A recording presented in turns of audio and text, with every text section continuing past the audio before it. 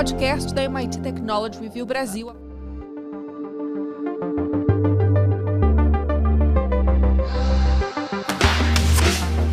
Olá, aqui é o Hudson Mendonça, vice-presidente de Energia e Sustentabilidade da MIT Technology Review Brasil e CEO do Energy Summit. Sejam bem-vindos e bem-vindas ao podcast Energy Center da MIT Technology Review Brasil. No episódio de hoje, vamos falar sobre uma das megatendências mais estratégicas da transição energética, a ciberresiliência energética, e como ela está se tornando um dos pilares para garantir a confiabilidade do sistema elétrico no mundo digital. Algo que é super importante para esse novo setor elétrico que a gente está começando a construir nesses anos aqui no Brasil, principalmente. E para essa conversa, tenho o prazer, mais uma vez, trazer aqui comigo o Luiz Mandarino, diretor do Energy Center da MIT Technology Review Brasil. E aí, Mandarino, tudo certo? Tudo beleza, Hudson. Mais um tema mega relevante aqui, né, que a gente trouxe e vem trazendo especificamente em relação às 10 Energy Megatrends de 2025, a cyber resiliência energética, que foi a mega tendência número 2, né? E quanto mais a gente anda, né, com o dedo de digitalização, esse dele ele tem crescido e vem crescendo de forma intensa dentro do setor energético, mais crítico e mais importante essa mega tendência tem se tornado e vai se tornar. E a gente está falando aí de segurança nacional, né? Continuidade de serviço, confiabilidade do sistema elétrico. Então, são temas muito importantes quando a gente fala ali do pilar, né, da transformação energética. Um dos deles, que é a descarbonização, ele não pode andar separado da segurança, né? Então, assim, tanto a transição quanto a segurança são itens críticos ali. Obviamente, o terceiro pilar, a acessibilidade. Então, esses três componentes juntos, a cyber resiliência energética, ele é um tema muito relevante. Dentro desse contexto, a gente vai conseguir abordar bastante coisa por aqui. Isso aí, Mandarino. Então, vamos ao episódio. Bom, Mandarino, a gente tem discutido aqui sempre assuntos que unem mais de um mundo, né? A gente já discutiu biocombustíveis, né, que junta energia e agronegócio, né? Já discutimos SAF, que junta com aviação, já discutimos veículos elétricos e híbridos, que junta energia com a indústria automobilística, mas esse é um assunto que eu posso dizer que é um dos mais críticos e importantes, que é a união desses dois grandes mundos, que é o mundo da energia e o mundo da TI, da tecnologia da informação. Antes da TI se tornar o maior setor do planeta, né, as Big Techs realmente tomaram o ranking das empresas mais valiosas do mundo, as empresas que ocupavam aquele papel eram as empresas de energia, de maneira geral. E esses dois mundos agora convivem ali no ranking das empresas maiores e mais valiosas e mais importantes de todo mundo, de maneira coexistindo, né? De maneira relativamente pacífica e às vezes não tão pacífica, que é o caso quando a gente fala de cyberresiliência energética. Então, para começar aí o nosso aquecimento, fala para a gente o que é cyberresiliência energética, o assunto do nosso podcast de hoje. Bacana, Hudson. Até esse item, né, dessa convergência que você comentou, até antes um pouquinho da gente entrar no tema, é muito em relação a, talvez, a primeira mega tendência, que a gente já fez o podcast específico sobre isso, para falar de data centers, né? O data center talvez seja a mega tendência onde mais conecta, né, a energia com as big techs, né? Basicamente, sem energia, as big techs no futuro não vão valer tanto, né? Com certeza. Então, eu acho que esse é um item bastante importante com o crescimento e a escalada da inteligência artificial. Esse talvez seja o ponto. E, obviamente, a cyberresiliência não é diferente, né? Então, para trazer um pouco dessa contextualização, a gente fala que a cyberresiliência energética ela é basicamente a capacidade de um sistema elétrico de geração, principalmente até o consumo final, de trabalhar os 3 R's aqui, se a gente pudesse colocar, né? De conseguir resistir, de conseguir responder e de conseguir recuperar e se recuperar de ataques digitais. Então, basicamente, é você conseguir trazer ali um sistema, como a gente fala, né, muito do Taleb, né, algo antifrágil, né, você trazer uma possibilidade de uma antifragilidade dentro dos sistemas energéticos, né? E esse tema ele ganhou muita relevância porque o setor de energia ele vem passando por uma transformação estrutural. Como eu comecei comentando, né, ali na abertura do podcast de hoje, um D muito crítico é a digitalização. Então, a digitalização das redes, esse crescimento da digitalização, ela traz uma visão de smart, né, de inteligência para equipamentos que antes não tinham essa inteligência, não eram conectados, por exemplo, com redes. Então, quando você conecta com uma rede, normalmente você gera um ponto de contato e, consequentemente, uma possibilidade de receber um ataque, né, em si. Ele não é um sistema isolado, né, numa rede fechada, é uma rede aberta, muitas vezes.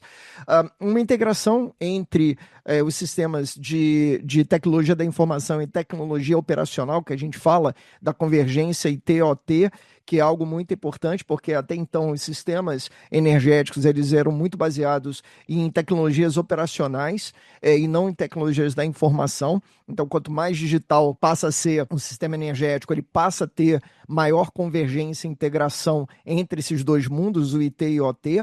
E, obviamente, por terceiro, não menos importante, é o crescimento de dispositivos conectados dentro dessa perspectiva. E aí a gente tem algumas siglas aqui, né, que a gente ouve falar, né, bastante, né? Então, IoT, né, que é a internet das coisas, o próprio smart grids, né, os grids inteligentes, ou as redes inteligentes, e, obviamente, os DRs, né, que é algo que a gente vai citar bastante aqui, que são numa tradução, né, os recursos energéticos distribuídos, os Distributed Energy Resources, que são sistemas, né, como sistemas de bateria, veículos elétricos e assim vai, que cada vez mais vão estar integrados dentro da rede, dentro do grid, né? E aí a gente está falando de milhões de ativos e equipamentos, né, conectados ao sistema elétrico. Isso é interessante, né, que a Enisa, né, que é uma das agências, né, que acompanha e monitora essa questão dos ataques cibernéticos mundiais, ela indica ali que o setor de energia ele é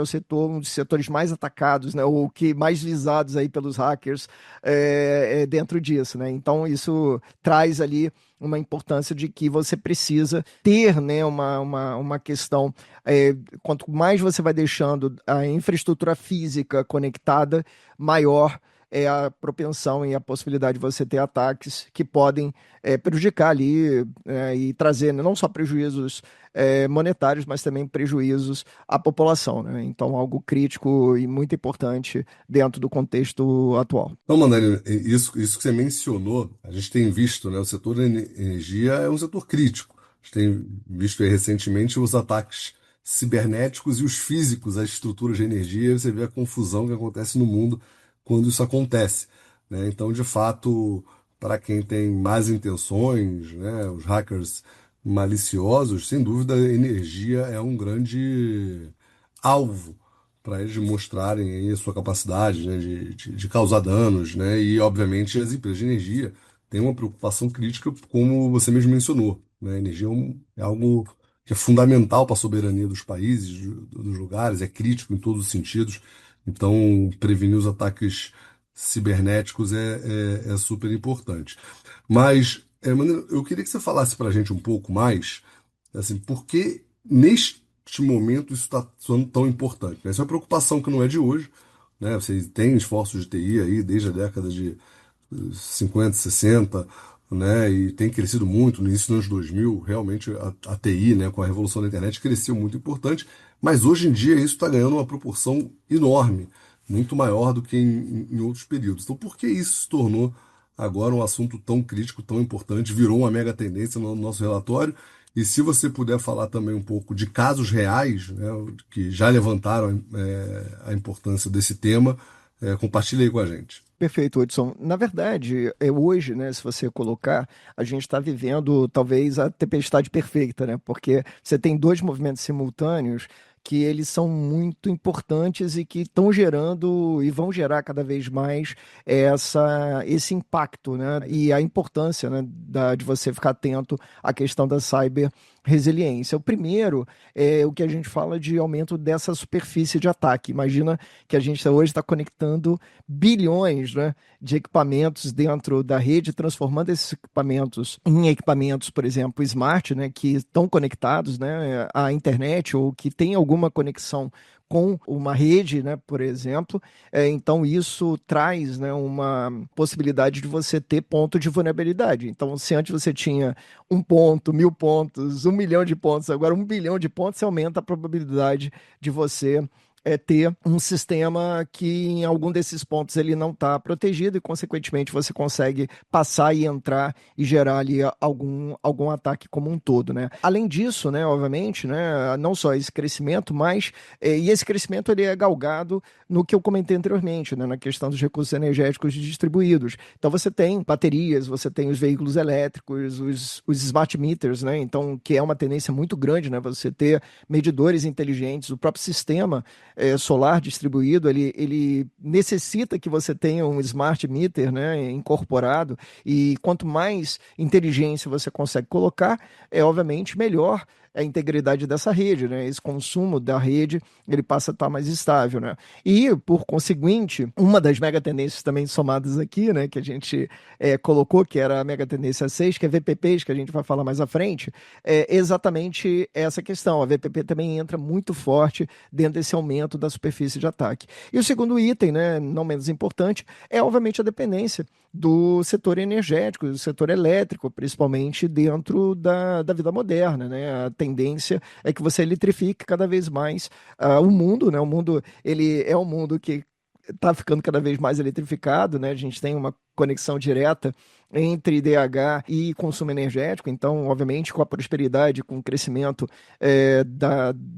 do IDH mundial, você vai ter o aumento do consumo energético. Então, a economia digital também, né? E aí é aquilo que eu comentei, né? A questão dos data centers e o processo de eletrificação, ele aumenta também esse impacto é necessário, né? E aí a gente fala ali que o sistema a questão não é só financeira, mas também é uma questão de segurança nacional. Tem um estudo da própria IBM, né, que é o custo, né, de data breach, né, que é colocado, que normalmente o custo médio de um ataque ele não é menos de 4 milhões de dólares. Então, você imagina você ter ali milhões de ataques, né, que são provavelmente coordenados ali ao longo, né, dos anos. É algo também muito importante que traz aí um impacto muito grande do ponto de vista de afetar cidades, indústrias, serviços essenciais. Então, isso pode gerar um caos bastante significativo. E em relação a casos reais, como você comentou, a gente tem talvez alguns no mundo e outros aqui no Brasil. Talvez aqui no mundo existam alguns, né, importantes ali na Ucrânia, né, os ataques cibernéticos em apagões, né, que aconteceram em 2015, 2016, né, por exemplo, nos Estados Unidos em 2021 com um ataque, né, de um vírus, né, que paralisou um oleoduto, por exemplo, né, no país. Então você imagina, né, você não poder escoar um componente, um sistema, né, como um todo, e obviamente uma possibilidade, né, de você ter isso. Então isso é um risco muito importante. Você imagina, né, se você trabalha isso aqui dentro do, por exemplo, uma usina nuclear, você de alguma forma criar, né, um acidente, por exemplo, radioativo, você pode vir a acontecer isso, ou, por exemplo, no sistema de abastecimento de água, né, você de alguma forma travar um sistema ou parar um sistema de fornecimento. Então, esse tipo de questão, ele é muito crítica. E no Brasil, a gente tem ali uma questão, né, importante, né, do ponto de vista de ação. Então, o Operador Nacional do Sistema Elétrico, né, que é o ONS, ele vem fazendo várias simulações de contingência exatamente para evitar esse tipo de risco aqui no Brasil. Então, de alguma forma, várias empresas aqui no Brasil já vêm investindo em sistemas de segurança digital exatamente para evitar, talvez você ter aqui no Brasil. A gente ainda não teve, talvez, um grande caso, né, quando a gente fala dentro do sistema elétrico, né, como todo, a gente já teve muitos de sequestro de dados, né, dentro do varejo, esse tipo de coisa, mas, e também, obviamente, sequestro de dados, né, ligados ao setor elétrico, isso a gente já teve também, né, do pessoal não poder faturar, não poder emitir conta, tudo isso, mas em infraestrutura a gente ainda não teve aí, talvez, um grande caso direto. Então vamos ver como é que a gente consegue manter isso daqui para frente, né. Então eu acho que esses são os dois principais pontos, né? A gente ter, né, a possibilidade de você, com o aumento, obviamente, da dependência energética e o aumento da superfície de ataque, você poder ter estratégias que vão mitigar, de repente, esse processo. Isso que você falou, mano, é super importante, né? A gente ainda não teve nenhum caso aqui muito relevante. Acho que é mérito aí todo o nosso sistema, né, das empresas que operam o sistema, mas é algo que é quase inevitável que aconteça mais dia menos dia. Então a gente tem que estar super atento aí, super atualizado para essa questão da segurança, né? E aí, mano, o que que o mundo tem feito de iniciativa como política pública ou regulação de instituições? Explica para a gente também um pouco do que é esse conceito de engenharia de segurança by design, né? Ou seja, que são arquiteturas mais resilientes, né? Que você vai já pensa desde o início em segurança como a premissa quase crítica da construção de sistemas de energia. Explica para a gente um pouco desse panorama mundial e dessas tendências por trás da tendência.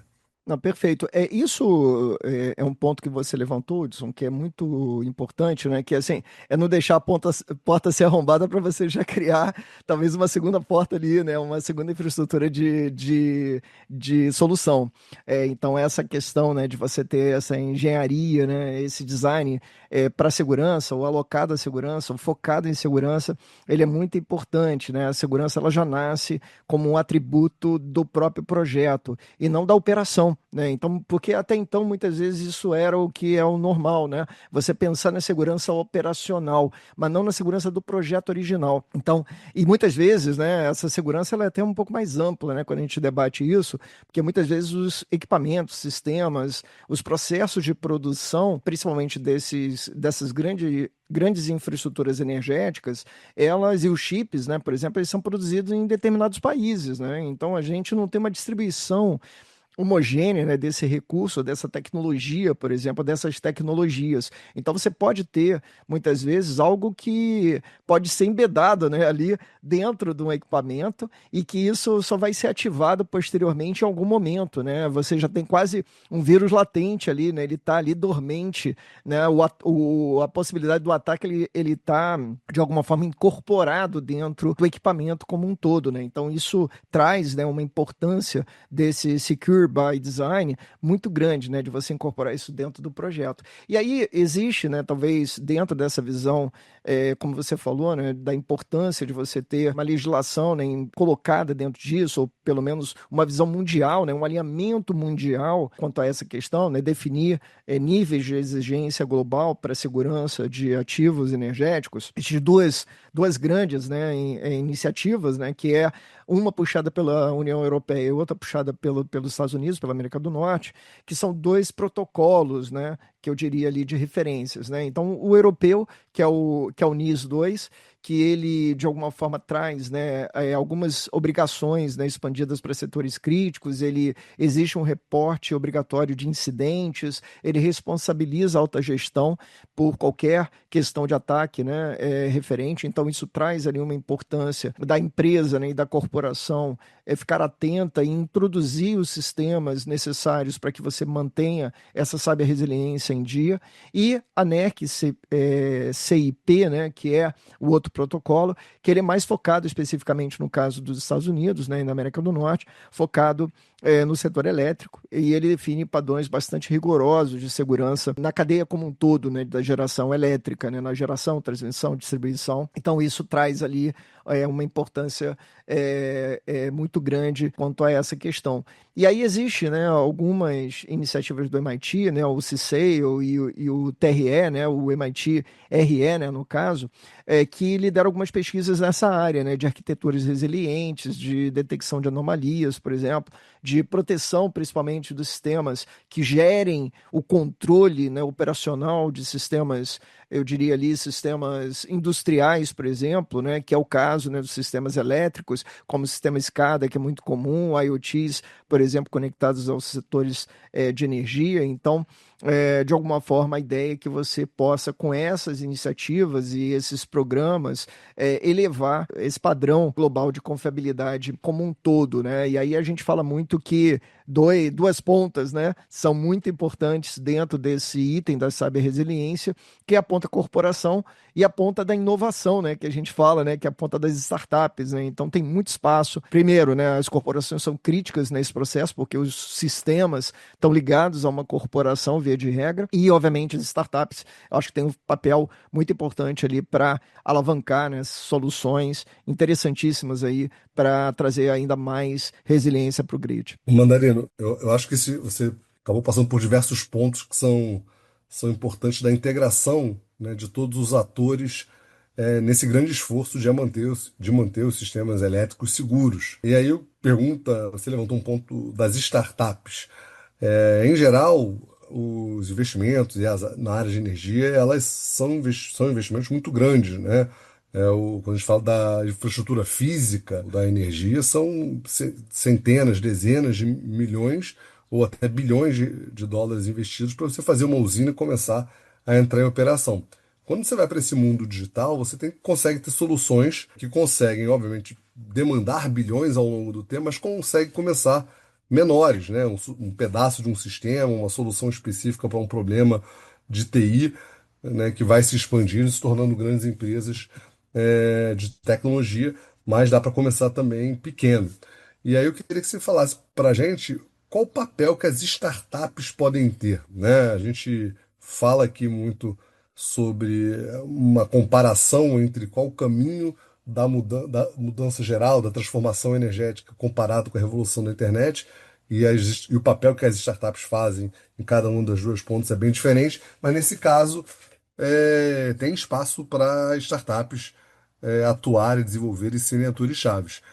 O que você acha que será o papel das startups dentro dessa mega tendência? Esse é um ponto muito interessante, Hudson, porque, obviamente, a gente tem 5 pontos ali que são importantes e são relevantes, obviamente, em qualquer mega tendência. Normalmente, no estudo, né, que a gente conduziu pela MIT Technology Review Brasil, pelo Energy Center, a gente, de alguma forma, trouxe quais as pontas que eram mais importantes ou mais críticas para que essa mega tendência se desenvolvesse ou que tivesse mais relevância, né, para aquela ponta. E aí, como eu comentei, corporação, obviamente, ele é um item, startups, né, empreendedores é outro, né, como você comentou.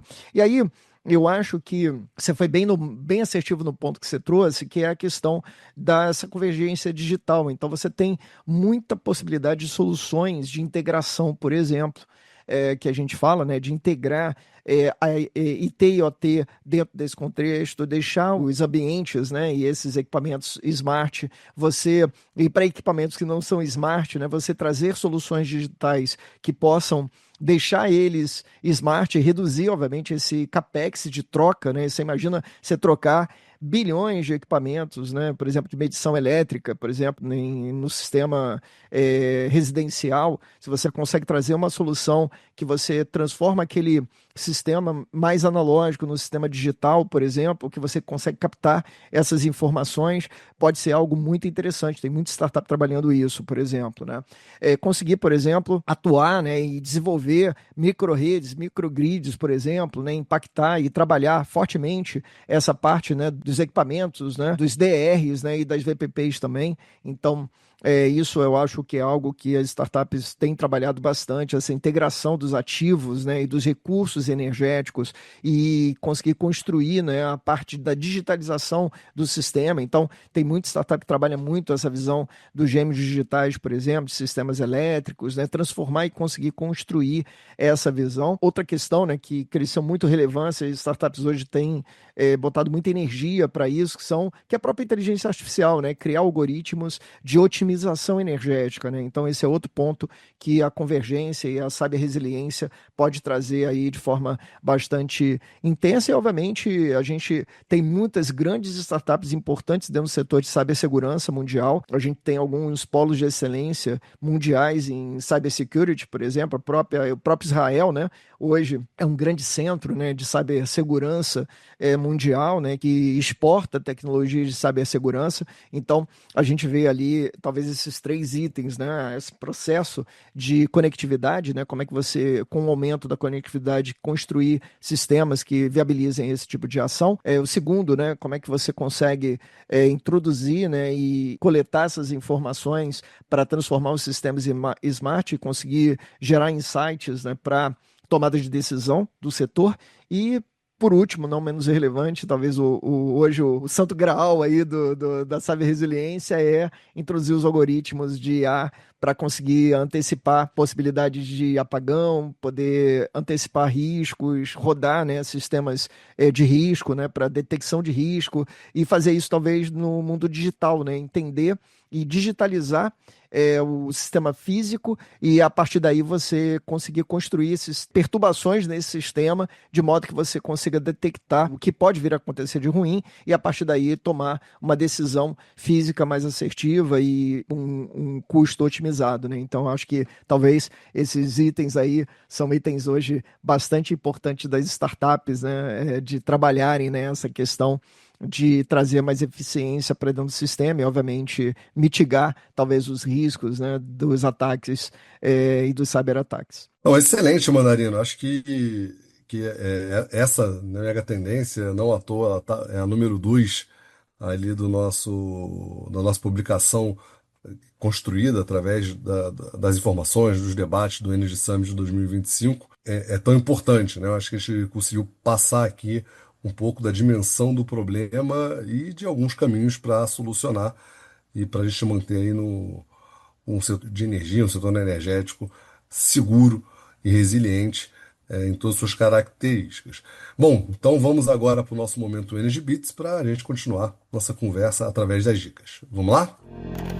Momento Energy Beats. Bom, vamos então às nossas dicas de hoje do Energy Bits.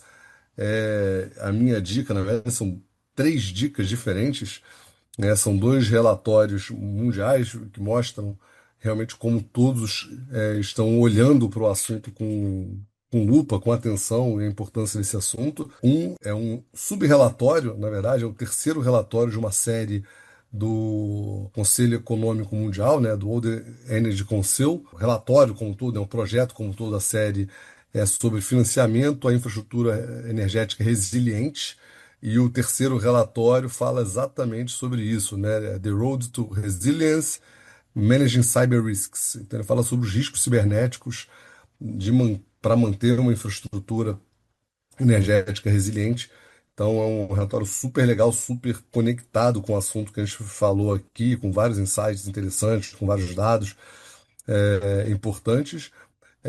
O outro o fórum, é o relatório da Agência Internacional de Energia, tem um nome que, para mim, é a grande discussão do momento, né? Ele é super simples, é Energy and AI. Energia e inteligência artificial, né? Foi de abril de 2025, um relatório que fala exatamente como esses dois mundos estão começando a se conectar. E por fim, aí um relatório nosso, um artigo nosso, né? Um artigo da MIT Technology Review Brasil, que tem o título de Cyberataques por agentes de IA estão a caminho. É um artigo que fala também bastante sobre isso. Essa revolução dos agentes de IA não está revolucionando só a IA, está revolucionando o que a IA pode fazer de maneira geral. Então, sem dúvida nenhuma, a sofisticação e o aumento desses agentes de IA vão ter impactos aí em cyberataques e na estrutura de resiliência do setor energético. Então, esses 2 relatórios, esse artigo da MIT Technology Review conjunto, vai dar um bom panorama do tamanho, né, das discussões que estão acontecendo ao redor desse tema. Mandarino, e você? Quais são os seus bits de hoje? Bacana, Hudson. Eu vou trazer, na verdade, complementarmente, né? Você trouxe bits muito interessantes aí sobre não só estudos, né, mas também artigos, né, ligados aí à MIT Technology Review sobre cyberataques, né? E principalmente agora, né, com o crescimento da IA, imagina agentes atacando, né? A IA, né, de alguma forma, atuando, né, dentro desse contexto. E aí eu queria trazer, na verdade, 2 complementos muito interessantes. Um deles é um podcast, né, que foi gravado e que fala, né, como precisamos nos preparar. Eu acho que conecta muito com o artigo que você comentou. Precisamos nos preparar para ataques cibernéticos de agentes de IA. Eu acho que esse episódio episódio ele é talvez muito emblemático, porque a gente tem o André Michele, né, são 12 André Michele nesse episódio com Coimbra, né, e com Aros, né, falando exatamente dessa autonomia, como aborda, né, abordar como a autonomia da inteligência artificial, ela tem ali um componente, e isso pode impactar, obviamente, a segurança digital. Então, como esses agentes autônomos podem gerar esse impacto na segurança digital como um todo. Então, é quase ali um Black Mirror, né? O episódio, então vale muito a pena ouvir, né? E ter a possibilidade ali de reviver, né? O Michele, né? Nesse episódio. E um outro bloco, né? Um outro ponto, que é um livro muito interessante de uma repórter, né? Especialista, né? Em cibersegurança, que é Nicole Perrault, que é do New York Times. Ela tem um livro, né, que fala This is How They Tell Me the World Ends, que fala muito sobre essa visão muito profunda sobre uma guerra cibernética global e como isso poderia impactar o mundo que a gente vive atualmente, né, esse mundo extremamente conectado, extremamente energético, né, como um todo, né. Então, como é que seria esse impacto profundo no mundo se a gente tivesse uma guerra cibernética global e se essa guerra de alguma forma trouxesse uma possibilidade da gente não ter mais acessos a tecnologias, a infraestrutura, a esse tipo de coisa, né? Então ela traz também uma visão muito interessante de como o mundo iria ser a partir dessa questão, né? Então esses são os dois beats aí de hoje, complementares aos teus, Hudson. Perfeito, Mandarino. Bom, pessoal, então é isso. Chegamos ao nosso momento final. Obrigado para você que nos ouviu até aqui. Não deixe de nos seguir no perfil da MIT Technology Review e também nas redes sociais, o Energy Center, o nosso podcast semanal sobre energia, inovação e empreendedorismo. E Mandarino, mais uma vez, muito obrigado pela parceria e estar sempre aqui com a gente. Não, valeu, Hudson. E muito bacana, né? A gente poder falar um pouco sobre essa mega tendência, que não é muito badalada, né? A gente está trazendo ela. Eu diria que a gente acertou várias mega tendências, né? Aí em 2025 estão bombando, né? Em 2026, eu acho que Cyberresiliência vai ser, com certeza, mais uma delas aí que vai ser aí muito assertiva que a gente trouxe, principalmente passando a ser esse ativo estratégico que a gente pensa. Então, super obrigado, pessoal, pela audiência. Nos vemos em breve. Nos vemos em breve e até semana que vem. Podcast da MIT Technology Review Brasil.